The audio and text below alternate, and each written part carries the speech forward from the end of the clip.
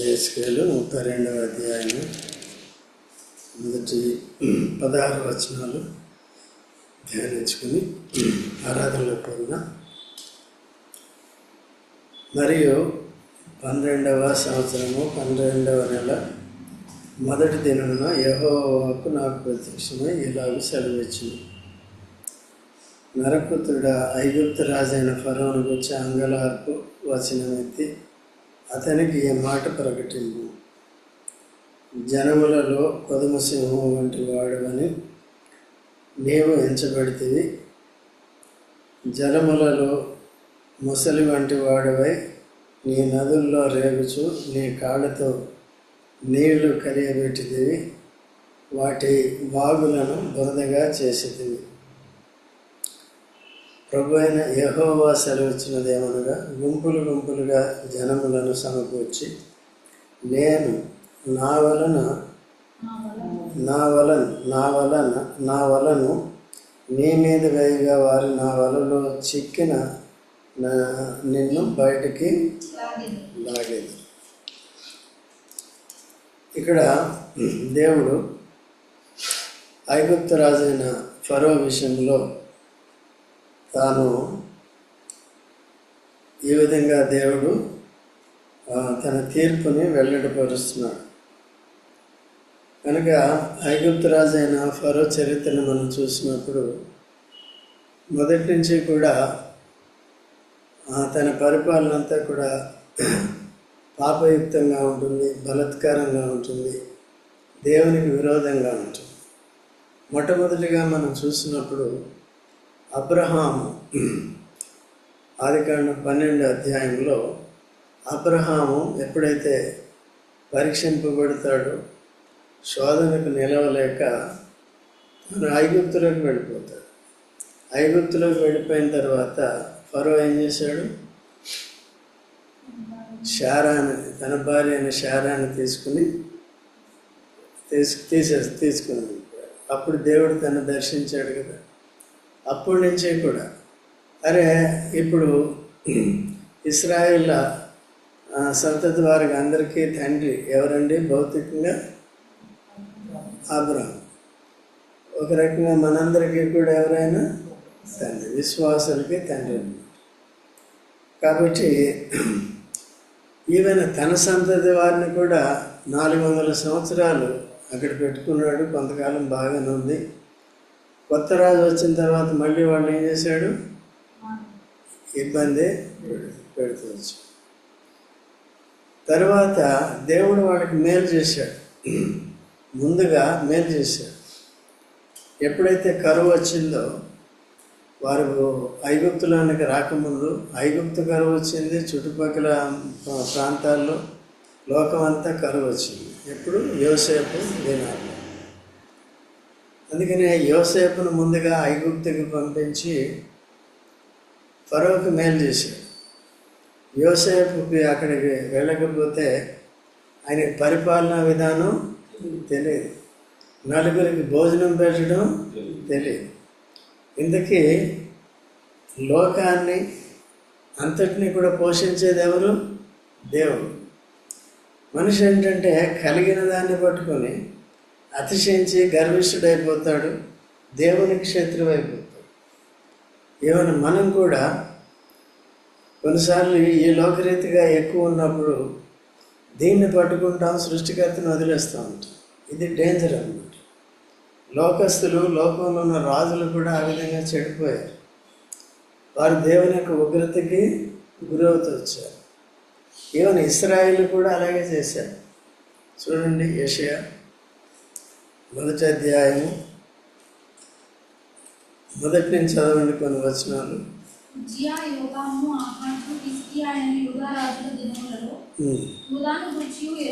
చూడండి, ఈ రాజులు ఉన్న దినాల్లో ఎవరంటే? హిజ్కియా, యోతాము, ఉజ్జియా, యోతాము, ఆహాబు, ఆహాజు, హిజ్కియా. వీళ్ళ దినాల్లో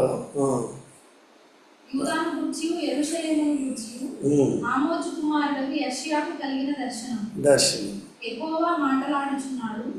ఆకాశము ఆలకించుము, భూమి చెవియొగ్గుము. నేను పిల్లలను పెంచి గొప్పవారినిగా చేసితిని, వారు నా మీద తిరగబడి. చూసారండి, ఇశ్రాయేలు ఏం చేస్తున్నారంట? నేను గొప్పవారు. ఎవరు గొప్పవారు చేశారు? దేవుడు గొప్పవాడిగా చేస్తే ఇంకే దేవుడిని గొప్పగా చేయరు. నిన్ను గొప్పగా చేసింది దేని కొరకు? దేవుడు దేవుణ్ణి కనపరుస్తావని. నన్ను కనపరచువారు నేను ఏమీ లేనప్పుడేమో ఏడుస్తూ ఉంటాం. దేవుడు ఇచ్చిన తర్వాత దేవుడిని ఏం చేస్తాం? వదిలేస్తాం. అర్థమైందండి? అలాంటి పరిస్థితుల్లో ఈ ఫరో చరిత్ర మనం చూసినప్పటికీ తనకి కరువు దినాల్లో కూడా దేవుడు మేలు చేసినప్పటికీ యోసేపును పంపించి వారికి తిరిగి ఆహార పానీయాలు దయచేసినప్పటికీ వారితో పాటు యాకోబు సంతతి వారిని కూడా, అబ్రాహాం సంతతి వారిని కూడా తాను పోషించి మొత్తం అందరినీ కూడా పోషించారు. నేటి దినాల్లో మనుషులకు కావాల్సింది ఆత్మీయ ఆహారం కావాలి, ఆత్మరక్షణ కావాలి, పాప క్షమాపణ కావాలి. అటు యూదులని చెప్పుకునేవారికి కానీ ఇటు అనిజనులైన వారందరికీ కూడా ఎవరైనా అందరూ కూడా పాపకి రక్షణ కావాలి, పాప క్షమాపణ కావాలి. ధర్మశాస్త్రం ఏం చెప్తుందంటే పాప పరిహారం కొరకు గొర్రెపిల్ల ఏం కావాలి? బలి కావాలి. గొర్రెపిల్ల రక్త ప్రోక్షణ కావాలి. అందుకనే Hebrews 9:22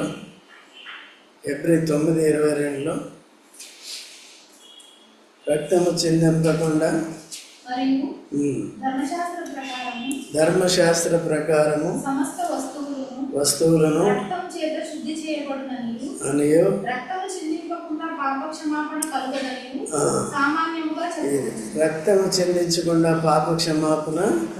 కలుగదు. రక్తము చిందించకపోతే పాప క్షమాపణ. ఆ దినాల్లో గొర్రెలు ఎక్కియో, మేకలు ఎక్కియో, కోడలు ఎక్కియో రక్తాన్ని ప్రోక్షించేవారు. అది కేవలం ఒక గుర్తుగా ఉంది, కానీ ఆ రక్తం ద్వారా పాపశుద్ధి కాదు. అయితే ఇప్పుడు సాక్షాత్తు దేవుడే నరుడిగా వచ్చి యేసుక్రీస్తు ప్రభు ధర్మశాస్త్ర నీతి విధి ప్రకారము దేవుని గొర్రెపిల్లగా సెలవులో తాను అర్పించుకొని వధింపబడి రక్తము కార్చాడు. ఎందుకు కార్చాడు? రక్తము చిందించకుండా కలగదు. రక్తము చెందే పాప క్షమాపణ కలగదు. ఆ యేసు రక్తంతోనే మనం శుద్ధి చేయబడతాం, పరిశుద్ధులు అవుతాం, పాప మాలిన్యం నుంచి కడగబడతాం, పాప మాలిన్యం నుండి కడగబడతాం, అట్లా పరిశుద్ధులం అవుతాం. అందుకనే యేసుక్రీస్తు ప్రభు లోకానికి వచ్చాడు. ఎవరి కొరకు చనిపోయాడంటే లోకం ఉన్న వారందరి కొరకు చనిపోయాడు. ఎవరైనా కానీ, యూదులు కానీ, అనిజనులు, ధర్మశాస్త్ర సంబంధులు, ధర్మశాస్త్రం లేనివారు, అనిజనులు అందరూ కూడా ఆ విధంగా అయ్యారన్నమాట. కాబట్టి ఇప్పుడు మనం జాగ్రత్తగా ఉండాలి. దేవుని యొక్క అధికారంలో ఉంటూ దేవుని ఎప్పుడు కూడా గణపరిచేది, దేవుని హస్తం కింద దీనులుగా ఉండేది. అక్కడ ప్రజలను ఏమంటున్నాడంటే, నేను వారిని గొప్పగా చేస్తుంది. ఏమన్నాడు? గొప్పగా చేసి వారు నా మీద తిరుగుబడు. అందుకని ఏమంటున్నాడు దేవుడు? ఆకాశము ఆలకించు, భూమి. ఎందుకు వారికి ఎందుకు చెప్పారు? భూమి ఆకాశాలకు ఎందుకు చెప్తున్నాడు? ఎందుకంటే బతికేది ఎక్కడైనా మనిషి భూమి. వాడి భూమి ఫలించకపోతే ఏం తింటాడు? ఆకాశం వర్షించకపోతే ఏం తాగుతాడు? అంతా కంట్రోల్ అంతా ఎవరిలో ఉంది? ఈ ఫరో కూడా అటువంటి వాడు. మేలు పొందిన తర్వాత ఏం చేస్తాడు? దేవుని చేస్తాడు. దేవుని కార్యాలు ఎలాగ ఉన్నాయి. రాహాబు లాంటి వాడికి అర్థమైంది, రూతు లాంటి వాడికి అర్థమైంది. యెహోవా దేవుని యొక్క మహాత్మ్యమును గురించి, ఆయన ప్రజలుగా ఉంటే ఎంత ధన్యతో, యెహోవా తమకు దేవుడిగా గల జనులు ధన్యులు. కీర్తన 33:12 కదండి. సో ఇవన్నీ కూడా మర్చిపోతున్నాం. సరే, అన్ని జనులు మర్చిపోయారు, వాళ్ళు మర్చిపోయారు, అలా చేశారు, వాళ్ళ శిక్ష వాళ్ళు భరించారు. విశ్వాసులమైన మనం కూడా బహు జాగ్రత్తగా ఉండాలి. ఏం చేయకూడదు? మేలు పొంది మర్చిపోకు, ఎప్పుడు దేవుని మర్చిపోకు. కొద్దిగా మనకి కొరతలు ఉన్నప్పటికీ, ఏది ఉన్నప్పటికీ దేవుడు పరీక్షించి స్థిరపరిచి మనల్ని బలపరచడానికి చూడండి. 1 పేతురు 5:10. 1 పేతురు 5:10. తన నిత్యమహిమకు క్రీస్తునందు మిమ్మల్ని పిలిచిన సర్వకృపానిధియగు దేవుడు కొంచెం కాలము మీరు శ్రమపడిన పిమ్మట తానే మిమ్మల్ని పూర్ణులుగా చేసి స్థిరపరిచి బలపరిచింది. స్థిరపరిచి కొన్ని దినములు ఏం కావాలంట? శ్రమ కావాలి. ఎందుకంటే శ్రమల్లో కూడా దేవుని ఆరాధించేది నేర్చుకోవాలి. ఎప్పుడు కూడా మనుషులు దేనికి అలవాటు పెడతారు? ఎప్పుడు కూడా దేవుని దగ్గర నుంచి మేలే మేలే మేలే మేలే. దేవుని దగ్గర నుంచి యోబు రుచించాడు. యోబు మేలు పొందాడా, కీడు పొందాడా? మేలు పొందాడు. బాగా చెప్పావు. మేలు పొందాడు, కీడు పొందాడు. రెండు ఆయన సమానంగా చూసా, వాటిని సమానంగా చూడగలిగాడు. భక్తులు కూడా ఈ అభ్యాసం చేసుకోవాలి కదండి. తన భార్య ఆ మాట చెప్పలేకపోయింది. ఎవరు? యోబు భార్య. అంత పెద్ద భక్తుని భార్య, యోబుకి భార్య అయిన ఆమె పేరు రాయలేదు, తిట్టుకుంటారని, కాబట్టి అట్లా రాయలేదు. కనుక ఆమంది దేవుడిని దూషించి కదా, ఏమి యథార్థతను కోల్పోకుండా ఉంటావు, దేవుడిని దూషించి మరణం కావు, చావు అని చెప్పి మన భాషలో చావు. ఆయన ఏమన్నాడండి? బుద్ధి మూర్ఖురాలు వలె, మూర్ఖురాలా అన్నాడా? మనం అదేమంటాం? మూర్ఖుడా కదండి. తర్వాత ఆయన ఏమన్నాడు? మూర్ఖురాలు వలె మాట్లాడు. ఎంత సహనం అండి! ఎవరికి? శ్రమలను సహించాలంటే ఏముండాలమ్మా? రాజశ్రమ, సహనం. అందుకని శ్రమలు అనుమతించేది ఎందుకు? సహనం నేర్పించడానికి. చూడండి, యాకోబు పత్రిక 1:3. యాకోబు పత్రిక 1:3 చదవండి. 3-4. సహోదరులారా, విశ్వాసమునకు కలుగు పరీక్ష ఓర్పును పుట్టించునని ఎరిగి పడినప్పుడు మహానందం అని ఎంచుకోండి. శ్రమల్లో ఎవరైనా ఆనందం అని ఎంచుకోగలరా? అబుకూకు అంటాడు, అన్ని పోయినా నాకు రక్షణకర్త అయిన దేవుని యందు నేను. అది అసలు భక్తి అంటే. మనమేమనుకుంటాం? బోధలన్నీ ఎలాగుంటాయి? ఇలాగ బోధిస్తే ఎవరు రారు, అలాగ బోధించే 1000 మంది వచ్చారు, ఏం లాభం కదండి. అలాంటి వాళ్ళు కావాలా దేవుడికి? ఎవరు కావాలి? దేవుని విధానం అది. ఆ విధానంలో దేవుడు సర్వాధికారం కలిగిన వాడు. ఆయన సృష్టి ఆయనది, ఆయన యజమానుడు, ఆయన ఇష్టానుసారంగా చేస్తాడు. దాన్ని మనం ఏం చేయాలి? దేవుని యొక్క సార్వభౌమత్వానికి, దేవుని యొక్క పరిపూర్ణమైన చిత్తానికి అప్పగించుకోవడం అంటే అదన్నమాట. ఓకేనా? అందరికీ వస్తాయి, మన పరిధిలో, మన విశ్వాస పరిధిలో. నీకు వస్తాయి, నాకు వస్తాయి, వస్తూనే ఉంటాయి. ఎందుకంటే శ్రమ లేకపోతే ఏమవుతుంది? రెచ్చిపోతాం కదా. సాతానులా తయారవుతాం, వీళ్ళ తయారవుతాం. ఎవరిలాగా? ఫరో. వేరే ఏమీ అర్థం కాదు. ఈ గర్వం ఉన్నప్పుడు దేవుని గురించి అర్థం చేసి స్వస్థ బుద్ధి అనేది ఉండదు, ఆరోగ్యకరమైన ఆలోచన శక్తి ఉండదు. ఎప్పుడు? బాగా చెప్తున్నాయి ఈ మధ్యన కాదు, మొదటి నుంచి అప్పుడప్పుడు చెప్తాడు, అప్పుడప్పుడు. కాబట్టి ఆ విధంగా. కాబట్టి మనకు కూడా ఇటువంటి పరిస్థితి రాకుండా జాగ్రత్తగా ఎలా ఉండాలి? క్రీస్తునందు దీనులుగా ఉండి, క్రీస్తు వంటి స్వభావం కలిగి కదా దేవుని ఎప్పుడు కూడా ఏం చేయాలి? కనుక ఏ పరిస్థితిలో? అన్ని పరిస్థితులు. ఏది ఉన్నా కానీ ఇప్పుడు మిమ్మల్ని అందరినీ కూడా అట్లా మా రాజేశ్వరమ్మని కానీ మా సూర్యకుమార్ అమ్మని కానీ మిమ్మల్ని కానీ నన్ను కానీ మమ్మల్ని నడిపించాడు, ఏమీ లేదు. ఇంకా ఉంటాయి అప్పుడప్పుడు కొద్దిగా ఉంటాయి, బట్ కొద్దిగా అనుభవిస్తున్నాడు కాబట్టి వాటి మీద మనసు పెట్టుకోకుండా ఏం చేస్తున్నాం, మనం ముందుకు వెళ్ళిపోతూ ఉంటాం. ఏదో ఉంటానే ఉంటుంది. ఎందుకు మనం హెచ్చిపోకున్నట్లు గర్వించకున్నట్లు ఆ విధంగా చేస్తున్నాడు జాగ్రత్తగా. ఓకే అండి, ఇప్పుడు ఏమవుతుందంటే 3వ వచనంలో యెహెజ్కేలు 32:3 ఏమంటున్నాడంటే, జనములను సమకూర్చి నేను నా వలను నీ మీద వేయగా వారు నా వలలో చిక్కిన నిన్ను బయటికి లాగేది. చూస్తారండి, వలను వేసి ఏం చేస్తాడంట, బయటికి లాగుతాడు. దేని కొరకండి? శిక్షించటానికి. దేవుని నుండి ఎక్కడ దాక్కునేది? నేను నా మనుషుల్నే గుంపులుగా పంపిస్తాను. నేను ఎవరి ద్వారా నేను శిక్షించాలనుకున్నానో వారినే గుంపులుగా పంపిస్తాను. వారు నా వలేసి నేనేం చేస్తారు? చేపను పట్టినట్టు లాగుతారు.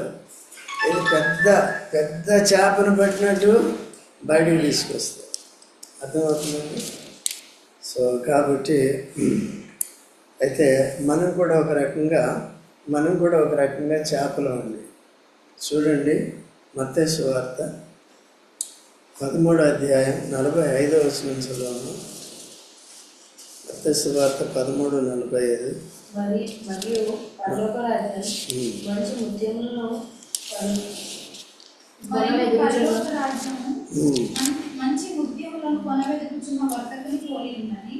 అతడు అమూల్యమైన ముత్యములు కనుగొని పోయి తనకు కలిగినదంతయు అమ్మి దాని కొను.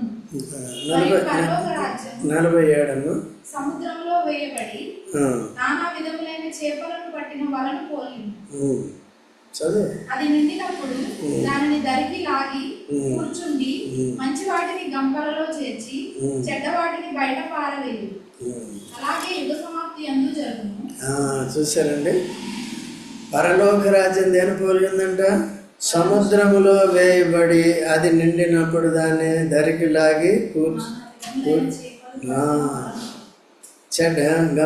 గంపలలో చేర్చి చెడ్డ వాటిని ఏం చేస్తారు? చెడ్డవారంటే ఎవరు? ఫరో లాంటి వాళ్ళు, గర్విష్ఠులు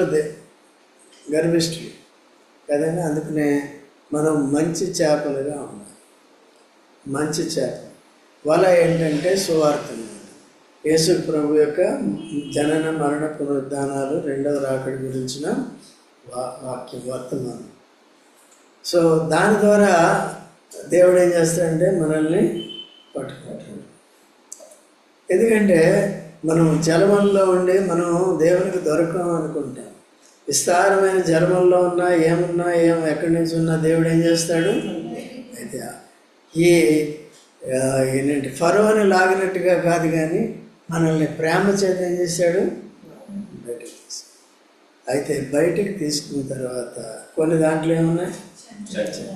చెడ్డవి ఏం చేస్తున్నారు? మనల్ని బయటకు అది నరకం వేస్తుంది. ఓకే అండి, అందుకనే సువార్త ద్వారా మనం దేవుని ఎరిగిన మనము యేసుక్రీస్తు వలె ఎప్పుడు కూడా దీన మనసు కలిగి అన్ని పరిస్థితుల్లో కూడా దేవునికి అనుకూలంగా జీవించే జీవితం మనం కలిగి. లేకపోతే చెడ్డ దాంట్లో చెడ్డ చేప, మంచి చేప, చెడ్డ చేప.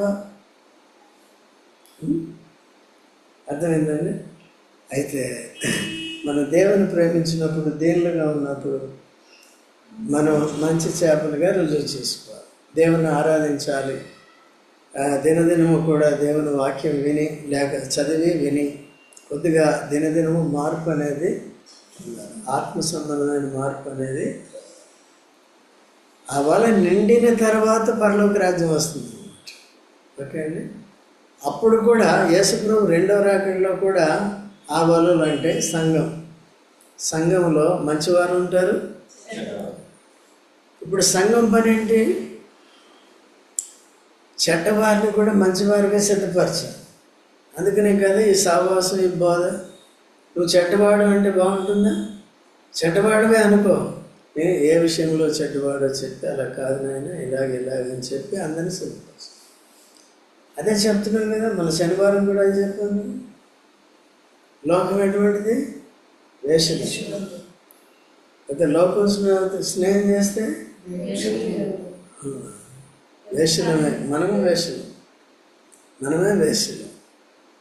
ఏ ఆత్మ సంబంధమైన వేషలు. సో దాని నుంచి ఉండకుండా ఇవన్నీ వెళ్ళినప్పుడల్లా ఏం కావాలి? వెళ్ళలేదనుకో, వినకపోతే బరుగా చెడ్డ అలాగే ఉంటాం కదండి. అందుకని మార్పు అనేది పొందాలి. తర్వాత ఏహెస్కేల్కి సంగతి ఏమైంది? ఏహెస్కేలా ఇదండి ఫరో సంగతి ఏమైంది? బయటికి తీసి పడవేసి ఆకాశ పక్షులన్నీ నీ మీద వ్రాలునట్లు చేసి నీ వలన భూజంతువులన్నిటికీ కడుపార తిననిచ్చేది. చూసారండి, ఏమవుతుందంటే అదంతా ఆకాశ పక్షులు వస్తుంది. డైలీ అంటే శవాలు. నీ ఐగుప్తు అంతా శవాల దెబ్బగా ఉంటుంది. అప్పుడు కూడా చేశాడు, అంతా నదులన్నీ కంపు కొట్టేటట్టు చేశాడు. ఇళ్ళల్లోకి ఏమని చేసినాయి? కప్పులు వచ్చేసినాయి. ఎంత భయంకరమైన పరిస్థితి. ఎందుకు ఎంత కోపం వచ్చింది దేవునికి? ఫరో గర్వం, కఠినత్వం. నా ప్రజల్ని విడబోయా, వారు నన్ను సేవించాలి. ఇక్కడంటే ఉంటే వాళ్ళ చేత బానిసత్వం చేయించుకుంటున్నాం. నీ దగ్గర ఉంటే పుట్టిన మగపిల్లల్ని చంపించేస్తున్నాం. కాబట్టి నేనేం చేస్తాను? అందుకనే అంత కోపం చూపించాడు. వారి తొలి సంతానం ఎందుకు చచ్చిపోయింది? ఆ బాధ ఏంటో వాళ్ళకి అప్పుడు అర్థమవుతుంది.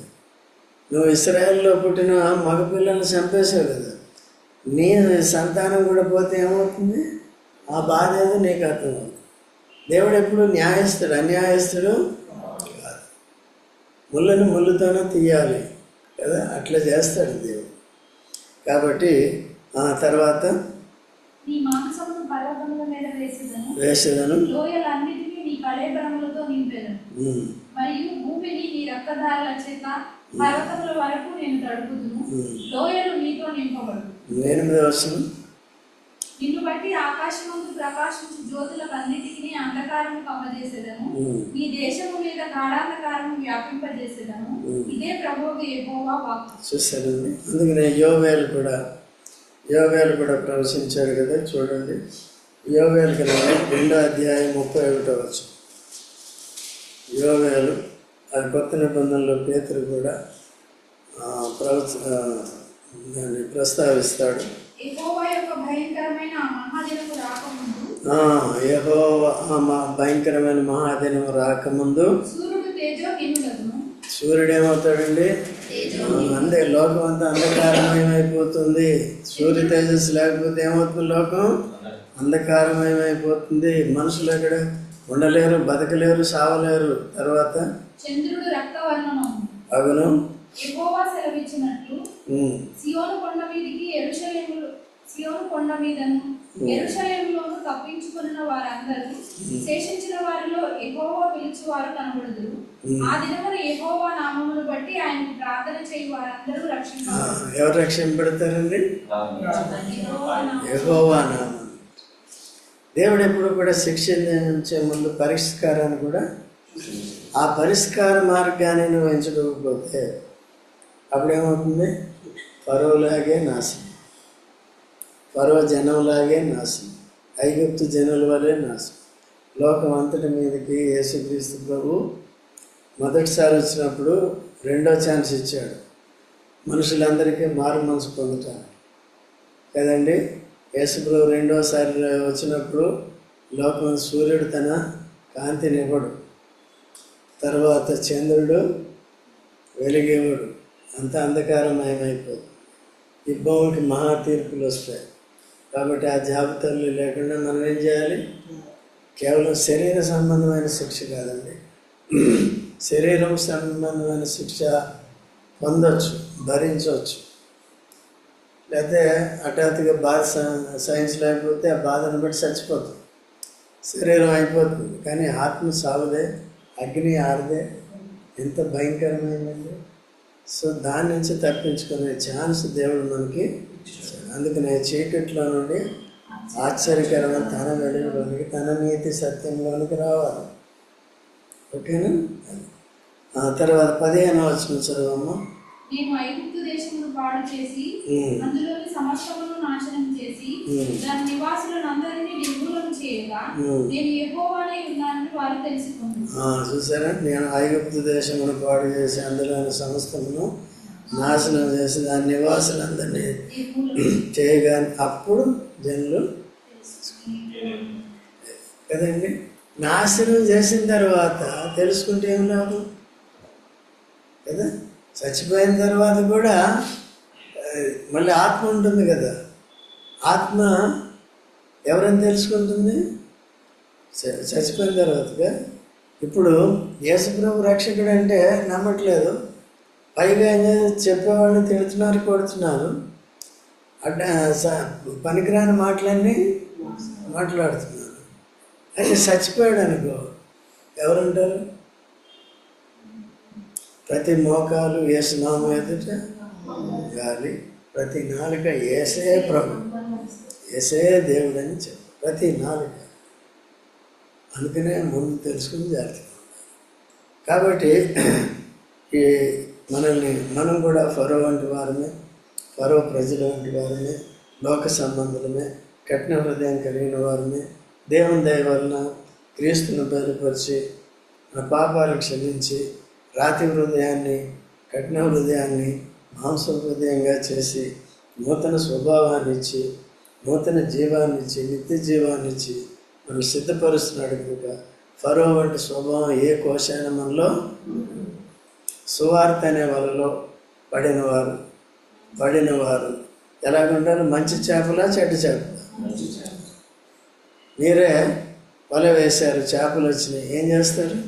మంచి వాటిని తీసుకుంటారా, చెడ్డ వాటిని తీసుకుంటారా? అర్థమైంది? అలాగే దేవుడు కూడా దేన్ని తీసుకుంటాడు? మంచివాడు. జబ్బు వాటిని అన్నింటినీ పాడేస్తాడు, పనికిరాని వాటిని అన్నింటినీ పాడు.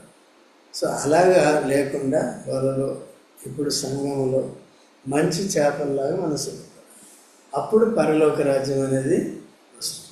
లేకపోతే ఈయనకదే పడు. 16వ వచనం చదవము. ఇది అమలాకు వచనము.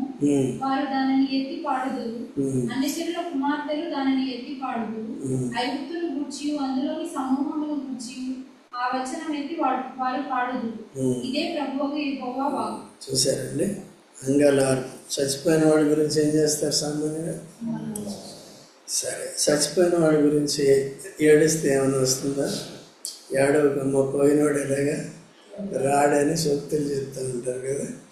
అట్లాగే లాజర్ చనిపోయినప్పుడు వీళ్ళు కూడా ఏం చేస్తున్నారు? ఏడుస్తున్నారు. ఇరుగు పొరుగు వాళ్ళు, బంధువులు అందరూ వచ్చి వాళ్ళతో పాటు కలిసి ఏడుస్తున్నారు. ఏడిస్తే ఏమైనా వచ్చాడు ఆయన? ఎవరు? లాజరు. అయ్యో ఇప్పటికి వెళ్ళిపోయాడు. యేసుప్రభు వచ్చాడు. వచ్చేటప్పుడు యేసుప్రభు వచ్చినప్పుడు కూడా వాడితో పాటు ఆయన కూడా ఏడ్చాడు. ఈయన కూడా ఏడుస్తున్నాడు, ఇంకేముంది అనుకున్నాను కదా. ఈయన కూడా ఏడ్చాడంటే ఏంటి? ఇంకేమి లేదు, అంతే. ఏం నిరీక్షణ లేదు వాడు. నువ్వు దేవుని నమ్మితే దేవుని మహిమ చూస్తావురా, చూపించండి. 4 రోజులు అయిపోయింది, కంపు కొడుతున్నాడు, కంపు కొడతాడు. ఇప్పుడు అది ఓపెన్ చేసినాడు, తట్టుకోలేము. ఓపెన్ చేశారు, కంపు అయింది. ఏమైంది? ఏమన్నా రాజేశ్వరం కంపు రాలేదా? యేసులో ఉంటే కంపు కూడా ఇంపు అయిపోవాల్సిందే. కంపు ఇంపు. కాబట్టి లాజరు లే అంటే ఏమైంది? కంపు ఏమైంది? కంపు లేదు, ఇంపు లేదు. అదే జీవపు వాసన వచ్చింది. ఆఖరికి ఏం మాట చూడండి.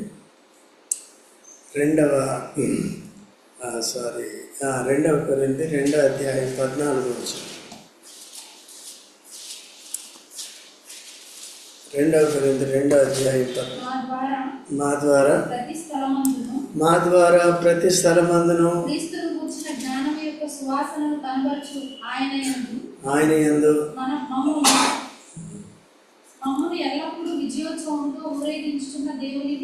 స్తోత్రము. చూసారు? రక్షింపబడి వారి పట్లను, పట్లను మేము దేవునికి క్రీస్తు సువాసన ఉన్నాము. నశించు వారికి మరణపు వాసనగాను జీవపు వాసనగాను కదండి. ఇప్పుడు రక్షింపబడిన వాడికి ఏంటి? జీవపు వాసన.